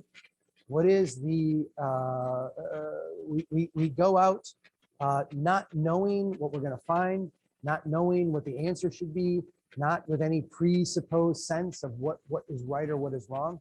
What we're doing is we're going out and we're trying to observe and understand where people are having a difficult time using the city as we have assembled it. Step number 2 then, ask the question, what is the next smallest thing we can do right now to address that struggle? By the next smallest thing, I mean literally the next smallest thing. We're not trying to solve this problem forever. We're not trying to have the ultimate solution. We're trying to just make it a little bit better. So what is the thing we can do with cones and barrels and straw bales and duct tape and paint? We need to do this thing, right?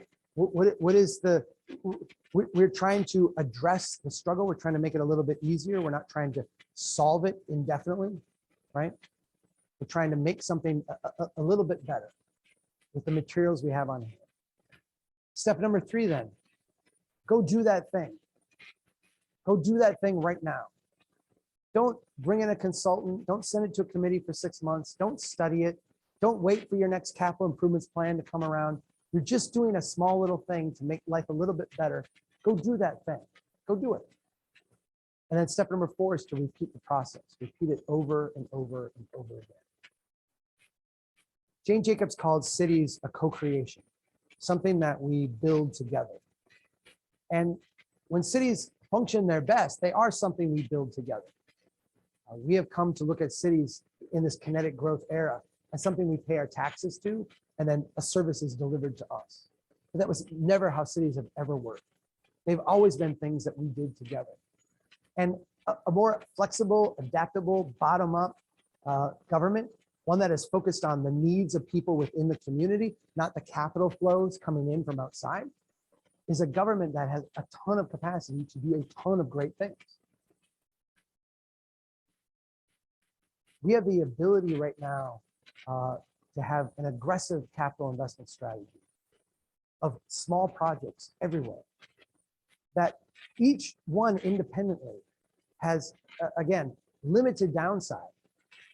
Limited downside because they're all very small, right?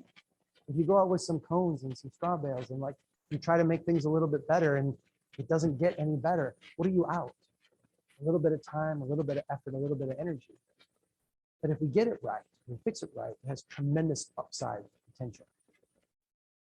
We can continue on a path like this. I hate to pick on my friends in Lawton, Oklahoma, but I was able to spend some time with them. And I was very depressed because Lawton, Oklahoma did the thing that everybody does, right? They sat around City Hall and they said, we need economic growth.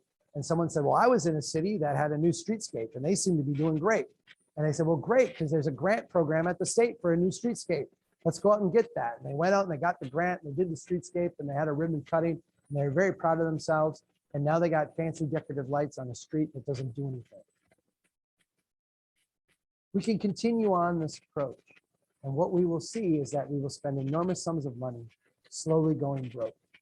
We will be able to congratulate ourselves on our actions, but not on our results. But we can humble ourselves to recognize that we don't know every struggle out in the community. We don't know where people are having a difficult time using the city as it's had been built. We can humble ourselves to go out and observe, and we can discipline ourselves to work in small increments. And if we do, we can see tremendous, tremendous gains for this. In Memphis, Tennessee, we have a city that is doing just that throughout many of its neighborhoods. This is one little project, Broad Avenue. Broad Avenue was a former streetcar stop. When the streetcar was ripped out and a highway was run through the neighborhood, the neighborhood just started to atrophy, it started to fall apart. City people in the neighborhood went out with cans of paint, brooms, they swept things up, they put in bike lanes, they put in crosswalks, just did a little bit of stuff to try to address the things that were going on in the neighborhood that were being not addressed by the current system. This has spawned a huge spin-off effect. They've witnessed new businesses going in as a result of this project. New investments, businesses that, or shops that used to be blighted that have now been recaptured. An increase in rent, and throughout the neighborhood, as a direct result of this project, over $15 million of property value appreciation and new investment. We have the capacity to do amazing things. We have the capacity to take what is a failed experiment and start to turn things around. You all are starting from a place of great strength compared to other cities in your peer category and outside of it. This is an amazing city. It's an amazing city with a ton of assets, a ton of great buildings, a lot of great neighborhoods, just kind of almost an endless amount of beautiful stuff in this grid. You've got great parks, you've got well-sized streets, they've got nice sidewalks, nice trees, and you walk around and people would kill to have a fraction of what you have here. When you look at your core downtown and the surrounding ecosystems, the upside potential of them is enormous, enormous. I'm going to encourage you to take that humble approach, to step back and recognize that the best thing that we can do right now is not a big project, but it is a big vision. It's a big vision of bottom-up transformation, one that calls on us to do the next humble little thing in front of us, day after day after day, again and again and again. And if we do that, not only will we find that we can make very low risk, very high upside investments that build our capacity, build our wealth, build our prosperity, but we cannot help but improve people's lives in the process. And that's really the essence of the Strong Downs approach. How do we improve people's lives while improving our community's capacity? Thank you so much for being here. Thanks for the invitation. Thank you. That's very kind.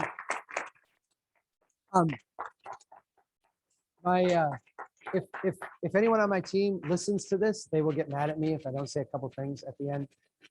First of all, Strong Downs is a nonprofit organization that does media. So we are putting out information all the time. Our whole thing is to share this message with as many people as we can. So please go to strongdowns.org. We publish 3 articles a day, got 3 different podcast streams. We're on every social media site. I tell people that our stuff is Creative Commons licensed. So if I have written something on our website that you find particularly smart and insightful, you are free to copy it, paste it, and pretend that you wrote it. And we're totally fine with that because everything we do is Creative Commons licensed. We're trying to get this message out to as many people as as we can. If you're very interested in what we do have a lot of programs that are going on. Particularly, I'll point you to our local conversations program. This is a program where we try to help people get together and talk about ways that can do Strong Downs things in their community. If you're interested in that, just search local conversations, Strong Downs, and you will get that.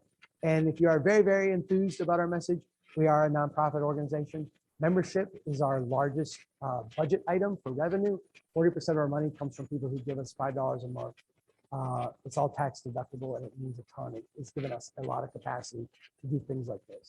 So with that, I believe we have some time. We can chat about anything you would like to talk about.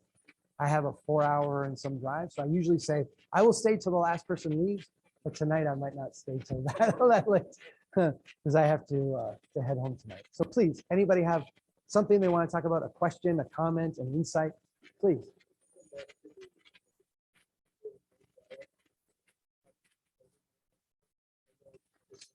Well, I don't know the details. All I know is that in passing, as I'm walking across the street, I'm like, wow, this is a beautiful home right here. That's a beautiful home right here. It's a shame that it's on this street. That was my exact words. Because boy, I would love to live in that home, but I wouldn't want to buy on the street because the street is awful. And then the comment was made to me in response, oh, that's unfortunate because this street was part of the road diet that didn't get approved. And when I my insight was limited to the idea that if the goal is to, okay, we have a campaign going on right now about safe and productive streets. And in a nutshell, when we look at a street, if we look at it as a conveyance mechanism for automobiles, we can build a conveyance mechanism for automobiles, but it will depress our tax base. If we look at a street as a platform for building wealth, we will design the street way differently. It could still convey vehicles, but that has to be the secondary goal of it, not the primary goal of it. And it was clear walking across the street that the primary goal of that street was to move cars very quickly at the expense of the overall prosperity of the community. And that was, to me, a misalignment of I think your values as a community with your actions. So a road diet would be very nice. If a road diet was 4 to 3, I'm not going to be enthused about that. I'll say, well, that's better than what you have. If the road diet was from 4 to 2 with on-street parking and like 15-mile-an-hour speeds, now I'm starting to get excited. You see what I'm saying? Well, because you're okay. If you live on a street, which we all live on a street, the goal of the street is to build a place, to be in a place. And so when you, as a community, when you're trying to build wealth in a place, you're actually trying to have some place where people can easily walk across the street, walk back and forth, where your kids can go out and play, when you feel safe having your grandmother walk across the street. When you're in a place like this that has that human scale dimension to it, what you see is that the property values in those places go way, way up. I mean, they skyrocket, they go way up. The more you get towards an auto orientation of your street, where in other words, the dominant design of the street is for moving cars, and a subordinate part of the street is moving people on foot. I have to wait to cross. I have to stand here and wait till things are clear. When I go across, I've got to run across because I'm worried a car going in the other direction is going to hit me. All of those things make living in that place less pleasant, makes economic transactions, like I'm not going to walk 2 blocks to get to the shop. It kills that. It kills the desire to like build things and open a business in that area. And so what that does is it depresses property values overall. And you wind up with a very expensive investment because 4 lanes of roadway through the middle of your city is really expensive compared to 2 lanes. That's a huge expense. You wind up spending way, way more and getting way, way less.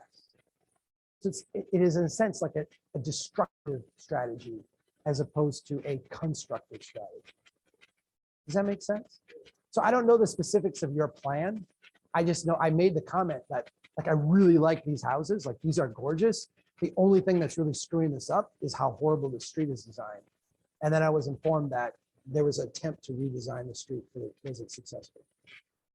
Please, someone else had it. Go ahead.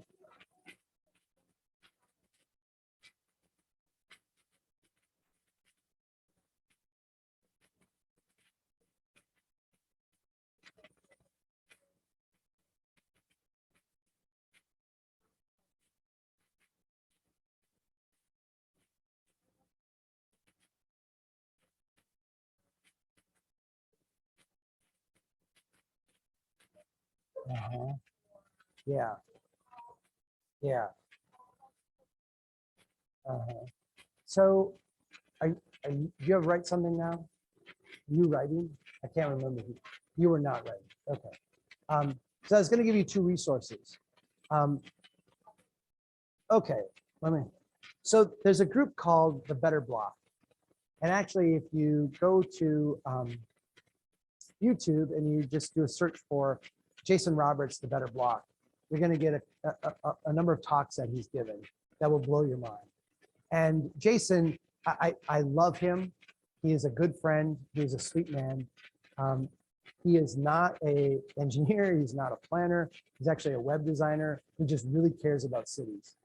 And the thing that makes him such a beautiful person is that he is uninhibited by the social norms that would keep a professional like me from going out and doing things like that. And the results are just stunning. His whole thing was, they had two blocks in Dallas that were run down, and he was looking at them going, this could be so much more. And he told his friends, he says, next week, we're gonna redo this whole block. And they're like, you're crazy. And he's like, nope, next week, we're gonna redo this block. Let's get a bunch of ideas in here. And they actually got the city book of codes, and they made it their goal to break as many codes as they could on the street. So you're not allowed to have street trees. You're not allowed to have planters. You have to get like and it was not that you weren't allowed, but there was like a $1,500 permit and a big process you had to go through. And so you couldn't have like a street vendor. You couldn't have, there were all these things. So they said, we're gonna do all of these, all of them. And here's how awesome this guy is. They threw this party out on the street. They literally went out and like narrowed the street down, put in cones, painted stuff. They had a band out there. They had chairs. It was crazy. And they invited the council members. And when the council members came, there are all these constituents out having this party, like having this great time in the street, right? Cars were still able to go through, but it was like your street out here. There was no traffic. Like the volume was so low compared to the design. So, you know, conveyance of traffic was not a big deal. But again, it was a subordinate thing at this point because they had tactically redesigned the street. And they would go up to the council members and they'd be like, this is great, isn't it? And they're like, yeah, this is awesome. Like, yeah, everybody here's loving it. We're all loving it. Yeah. Isn't this great if we could do this all the time? Oh, yeah, it's great. But here's the 25 rules that we're breaking. Why don't you fix these rules so that we can actually do this? Love Jason Roberts. So there's another book. There's a book called The Tactical Urbanism by a guy named Mike Lydon and Anthony Garcia. It is a fantastic book. And it goes through, if you think of like Jason Roberts as being like the guerrilla urbanist kind of guy, like I'm going to shake things up kind of outside the system. Mike and Anthony are like just on the edge of the system. So they're like the transition between let's go out and pilot things, usually sanctioned, sometimes not sanctioned, but let's have in mind how this could be adopted in the public realm and made more permanent. So there's a role in every city, I think, for bottom-up action by individuals, but I think a city needs to orient itself to encourage and take advantage of a certain level of that, because what you'll do is you'll just, again, lower that bar of entry and kind of supercharge people who want to make their community better. You make people attend a public hearing and go through months of permitting and all this to do like simple things, you just suck the life out of a place. Better to get the energy going and have a few rough edges and learn from them than to suppress it all unless it's absolutely perfect. Please. Yeah.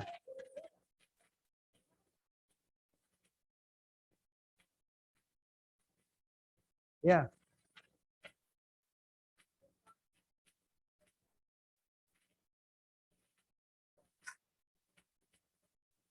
Mm-hmm.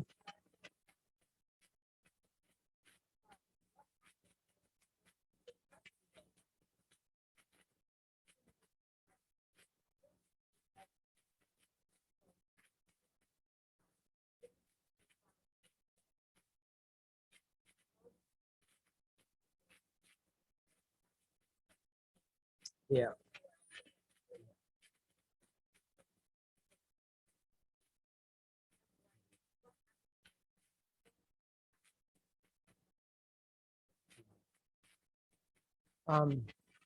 So those are two deep and complicated questions.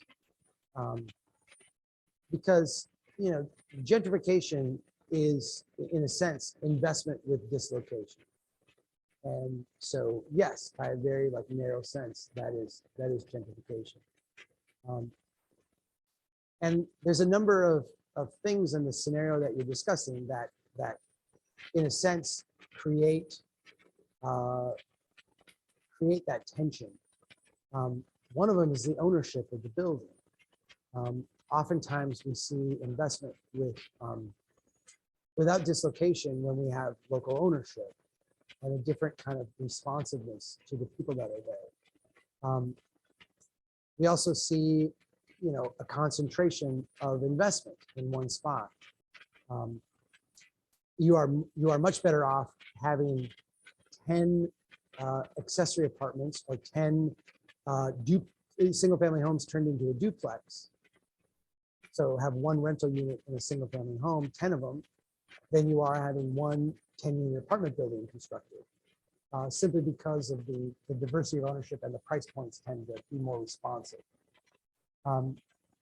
But there's another thing going on, and it's the fact that your downtown is designed to have 5 times, 10 times the number of people living in it than it does now. I mean, your downtown would be way better, like a way better place. There are 10 times more people living. And so, you know, part of me recognizes that while some of those investments, especially in existing buildings, are going to result in price points that are different than what you have now, I think we also have to stand back and recognize that that's investment that needs to happen. And that what we want to see is, I think we don't want to get caught up on gentrification in a building as much as we want to get caught up in gentrification in the neighborhood. It's one thing to have a building go through a redevelopment process and price people out as a result of that, when our neighborhood's not able to adapt and evolve and accommodate people at a lower price point within it. And I feel like you've got both sides of the equation going on. Your zoning code, your building regulations, your approach throughout the neighborhood is too restrictive to respond to the market demands that you have. You're also kind of needing the large capital investments in some of these older buildings to make use of this existing space. So yeah, that creates a tension, but I think you get what I'm, yeah, we need to lean into it. You need to make the rest of the system more dynamic, because it's hard to look at like the one part of the system that is kind of dynamic and say that's the problem when the rest of it is in a stasis. Please.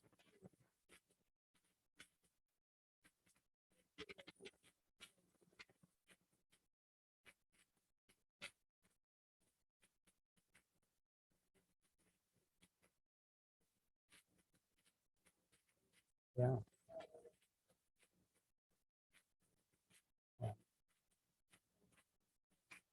I'm not, yeah.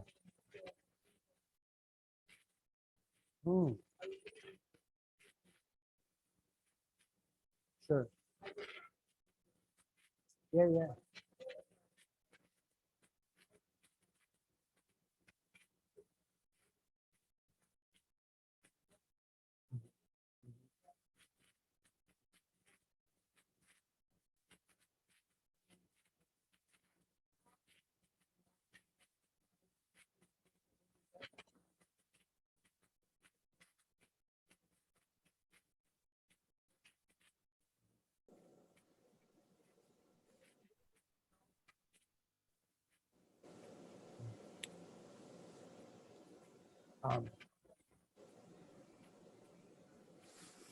Yeah. So the first part, I hope I didn't give the impression that I want us to go build a bunch of towers, because it's actually the antithesis of that. By incremental development, what I mean is that the place thickening up, incrementally up, incrementally out, incrementally becoming more intense. The development pattern I showed, you know, would have you go from the single story to the 2-3 story to the building that's more intense. I think if you look around at your downtown and look at the buildings that reach kind of the penultimate state, you've got great 2 and 3 story buildings.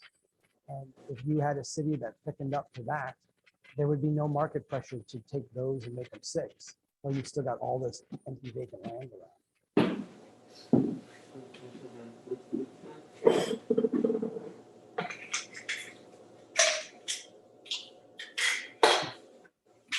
So those are interesting. And I was wondering if we were going to get into those tonight. So let me say this, because I don't want to make enemies here. I am very enthusiastic, and you do need more housing. Those buildings are a Wall Street product. That exact building style, type, everything is ubiquitous now in growing cities. Every city has it. Sacramento had them. Petaluma had them. The exact same building. I'm not joking. It is the exact same sign, exact same building, exact same everything.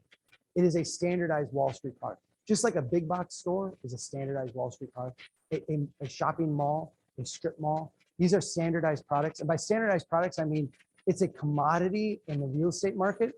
So when you build one of these, you can get it financed locally, and then that financing is sold off onto a secondary market. It's combined with other similar products around the country, securitized up and sold off to pension funds and what have you. It's a byproduct of financing. And this is a conversation we had today in the housing conversation this morning. A lot of us think that the product is a house or an apartment, and the consumer is the person who is renting or buying. We think that's the market transaction. That's not the market transaction. The market transaction is a piece of paper is created, a mortgage, a commercial real estate market, and that paper then is sold on a market for that paper. And it's the interest rate, the term, the length, all that is the product. You're just the means to the end. So when I look at that building, what I see is a means to an end, the end being a Wall Street product. I'm not a big fan of those kind of buildings, that structure. It's not very organic, it doesn't really fit in. You could say you don't like the height doesn't offend me, but everything else about it kind of does. So I don't know, when I look at your community, it's not like, it's not the thing that I would go home tonight and be like, wow, what a missed opportunity. All the buildings you've torn down for parking lots and continue to tear down for parking lots is like the thing that makes me weep. That doesn't make me weep. It's just like, yeah, you tried to hit a home run and you bunted your way on accidentally. You're still on base. You didn't get out, but it's nothing I would try to repeat over and over. Does that make sense? Okay. Please.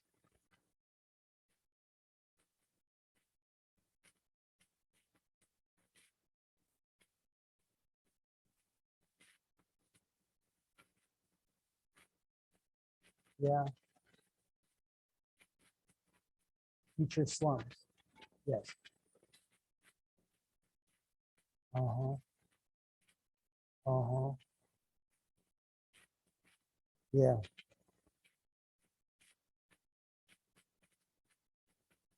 Well, it always comes to this. So I'm assuming we're getting close to being done, because I always get the most depressing question right when we're done, and I say goodbye, everybody, have fun. No, it's okay, because it is the big question, right? It is the big question, because I just spent an hour and a half telling you how these are horrible investments, and the further you go out, the worse the investment becomes, and that you need your downtown core and the ecosystem around it to be really successful, because that's what's going to make your city work. Okay. I'm going to give you the 30-second history of cities. And because it's a 30-second history of cities, it's going to be coarse. And if you try to think of it and adapt it to today, it's going to seem ugly and not nice to you. Okay.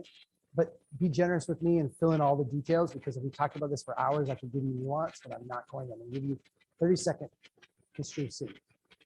Cities throughout all human history have been wealthy people surrounded by poor people. Poor people always went to the edge where they could get a start. And as the city prospered, they would become wealthier people. They would become closer to the middle. The middle is where the wealthy people were, surrounded by poor people. The kinetic growth machine after World War II, we decided here in North America that cities would become poor people surrounded by wealthy people. When you run a highway through a city and make all this land accessible to development, supply and demand says we have now massive amounts of land and a demand our demand was here, our land was here. Land prices are very high. Now, the amount of land we got goes to here. What happens to land value? The crater, there's huge supply. And so what happens is that the downtown craters in value. And you saw decades of non-investment because we destroyed the value of the downtown, literally like the value. And so cities became poor people surrounded by rich people. We are now in the process of witnessing, and some cities won't make this transition, but a lot of them are now. And it's like the natural balance is being restored in a sense.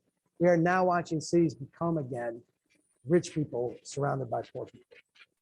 Here's the difference between what it was before and what it's going to be now. And I do think that this is the urgent problem. When you take an old city of wealthy people surrounded by poor people could live on the outskirts. And I'm not suggesting that was a great way of life or easy or wonderful or they had it made, but there was an opportunity there to be part of a community that if you were successful in this project that you were working on together, you were going to benefit from that. There was an opportunity for you to take part in that. And when we in this country did the opposite, we made poor people in the middle surrounded by wealthy people, the poor people were left behind in neighborhoods that were falling apart, but were actually like coherent places to live. You could still walk to a store and buy food. You could still walk to a job. In a lot of places, you could get on a bus or some transit and get to where you needed to go. It was not easy, it was not nice, it was not fun, but it was at least like somewhat coherent. What we are doing now is progressing to the point, and you can go to Detroit and watch this in real time.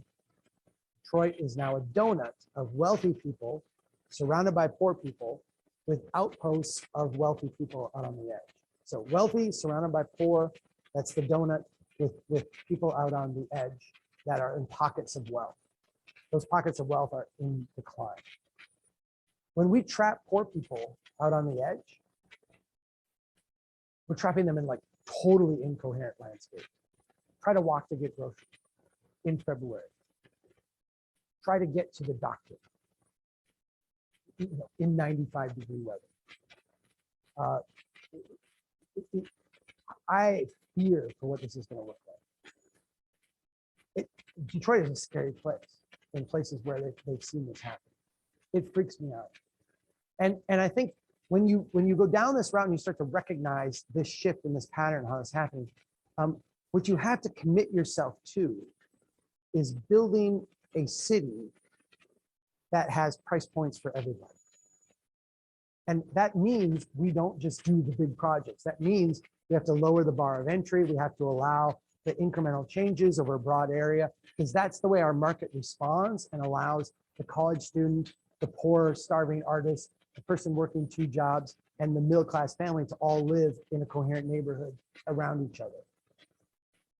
If we don't include people in the shifts going on here, we're going to wind up with a city of wealthy people where you're going to have to build a wall around it. And that is a horrible thought. Like, our values just go totally against that, because this out here will just be the worst, most incoherent place. We won't have the capacity to provide services out there. That's what has happened in Detroit, and it's tragic. And so, yeah, you have brought us to, I think, what is the urgent question that should keep us up at night, but it needs to motivate us to really be disciplined about how we assemble this back together. Because if we don't, we're going to wind up in a really, really difficult situation. And I think we will to a degree, but we have to find ways to like mitigate it along the way. Because yeah, you put elderly people out on the edge with no transit, no car, roads that aren't fixed, police that don't go out there, fire department that takes 45 minutes to respond. It's just incoherent. It doesn't work. Does that make everything worse?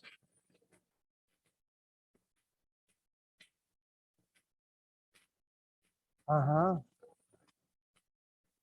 Well, yeah. So let me give you the path that you're going to have to choose.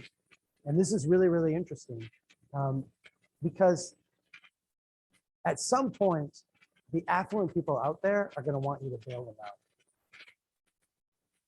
Right? You see this? They're going to want you to bail them out. They're not paying enough taxes to maintain their stuff. They're not paying enough fees to maintain their pipes. They're not paying. They're essentially like skating on everybody else. They're not paying their way. At some point, they're going to come to you and say, I pay a lot of taxes, which they do. They pay individually. If we look at the people who live individually, they all pay a lot of taxes, but they consume way more services. Like they require way more stuff to make that work. And so at some point, they're going to come to you and they're going to say, I pay a ton of taxes, fix my stuff, bail out my stuff, do this. And I do think that one of the deciding factors in cities that are going to prosper in the next generation, and cities that are going to struggle, are going to be how they answer that question. The ones that have like things going in here and like momentum in the core have you know, good, like here's where our future is. I think we'll be in a better position to resist that call. But those that go all in on that are just pouring good money after bad and are squandering limited resources. So I think that is a challenge that will have to be worked out ultimately. And I think it's going to be hard. Please. No, go ahead. She's asked one already too. So how about you two, and then we'll close things down. Does anyone have a happy question? Okay, go ahead. Yeah, no, that's that. Uh-huh.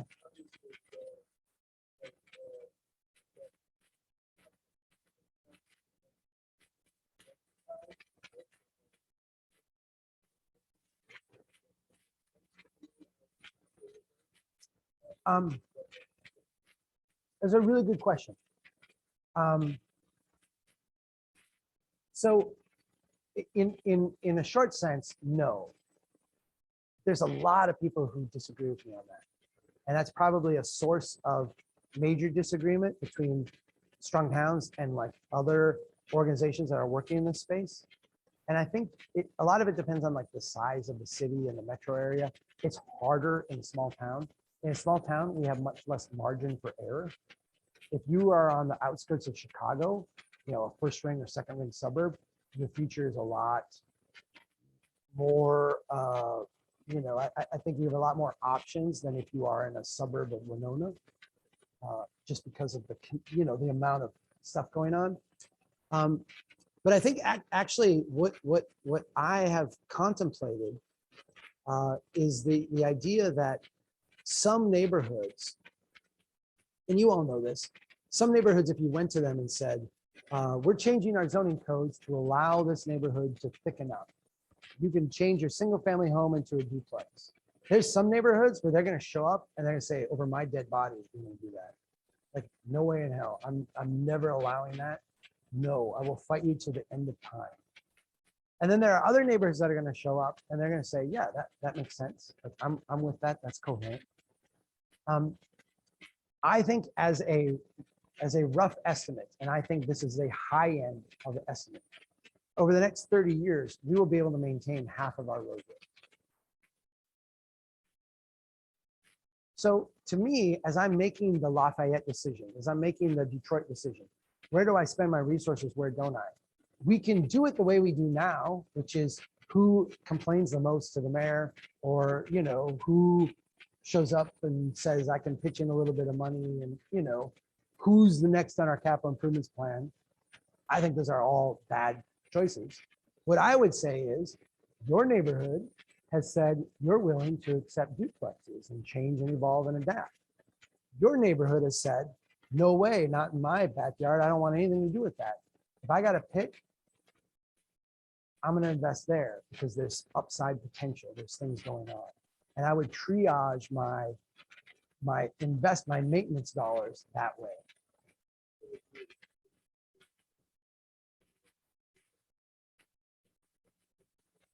I wouldn't particularly make like that transaction an incentive. But let me put it this way. I think we can overthink the falling apart phase. And if we overthink the falling apart phase, we underthink the restoration and making things really work phase. And I guess what I'm saying is that if I've got 100% energy, I should spend 1% figuring out what the heck to do about all that stuff that's falling apart. And I should spend 99% getting the other stuff going, simply because getting the other stuff, the more I can do to get the other stuff going, the easier that problem becomes. Because think about the 1950s and 60s. If I would have gone to you, if you were living in the Great Depression in a city, and I went to you in 1932 and I said, guess what? In 20 years, you're not going to live in this neighborhood. You're going to live out there in that cornfield out on the edge of town. And this neighborhood is going to be run down. There's going to be boarded up windows. It's going to be a rough place. Crime's going to be going crazy. People are going to be leaving here in droves. The church over there is going to be abandoned, torn down. The little place where you go and have lunch with all your friends, that's going to go out of business. And you're all going to live out here on the edge and drive in. People have said, you're nuts. It's insane. Like people have lived here for decades. This place isn't going to fall apart. And then it did. And culturally, we told stories about why, and we figured it out, and we accepted it. I think we will do the same thing with the other way. We will explain it. We will have reasons why. Some of them will be gross. Some of them will be accurate. We'll culturally figure out what to do about it. And I think the thing we have to be sensitive to is that the default setting will be to leave the poorest people and the most vulnerable people out there. And that's what we have to try to, I think if we can get enough going here, we can limit the damage of that transition. But I don't worry about the two school teachers who own the split entry home with the 2-car garage and a boat. Like, I get it. They'll figure it out. It's not gonna be fun, but they'll figure it out. Thank you. I try. Go ahead, last question. Unless someone has a really happy question. Okay. Nope. Okay. If we stay here long enough, I always get that question. It's the most common question. It's okay. I'm going to say it in a different way. I always get the, Chuck, where's the strong town? Who's the strong town? Who's got it figured out? Let me say it like this. Strong towns, our ideas are more analogous to diet and exercise than they are to being ripped, right? So I can point to you like bodybuilders that are ripped, and that would do no good. I really am more impressed with people who have good diet and exercise. If you want to see really good diet and exercise, every year we have a strongest town contest where we try to identify cities that are doing a really good job of things. Our winners of the past are all in their own way amazing. Jasper, Indiana was this year. I'm embarrassed because I can't remember the year before that. Pensacola, Florida. Oh, I have their hat. It's a city in Illinois. It's a wonderful, wonderful place. Gosh, I can't remember. But these are models. Muskegon was one. These are models of places who are not perfect. They've not figured it out. They're not doing everything great. But they're doing enough things and they have the right attitude in their way where they're making really good progress. If you want to see places that I particularly find exciting, like when I was in Sacramento last week, Sacramento is not what I would not put on this list. When I was in Sacramento last week, I met with their Council of Governments, which is like their way they spend their gas tax, their transportation money. All the governments in the region get together in this council. And one of the things that the council does is once a year, they take a retreat, like a field trip. They go to a city and they basically go to places to try to learn what they can do in their place to make it better. This year, they're going to Salt Lake City. In the past, they've gone to Amsterdam. They've gone to Paris. They've gone to Savannah, Georgia. They've gone to Charleston. They've gone to all these nice places. And so they asked me, they made the mistake of asking me, what place would you go to next year, Chuck? And I said, I would go to Detroit. Because the people in Detroit are amazing. The government in Detroit is dysfunctional in many ways, but also doing some amazing things. If you want to see what I think is the most innovative city in the country, a city doing the coolest stuff, go to Memphis, Tennessee. Dirt poor, high crime, high gun violence, difficult, struggling place, but a city that is adapting and doing really cutting edge, unique things from the bottom up. I like Shreveport. I think it's amazing. Kind of like Buffalo, but more from the citizen standpoint than the government standpoint. These are places that really excite me because I see great things going on. I was in Sacramento and I went to 2 of their suburbs. You know, you could say that like from an American Planning Association standpoint, they will win some awards for things that they've done. I looked around and I'm like, this is the biggest collection of stupid projects I've ever seen. They're not smart. They don't have to be smart because they just have money pouring over them. And so they don't have to think very hard. Jane Jacobs called it cataclysmic money. When I say Jane Jacobs, it's the second time I've quoted her tonight. So I don't know, Life and Death of Great American City. She's one of the great authors of the last century, writing about cities. Life and Death of Great American Cities is her most popular book. Not my favorite. My favorite is Economy of Cities. But either way, they're both brilliant. She called it cataclysmic money. It was attributed to Winston Churchill, but it was actually a guy named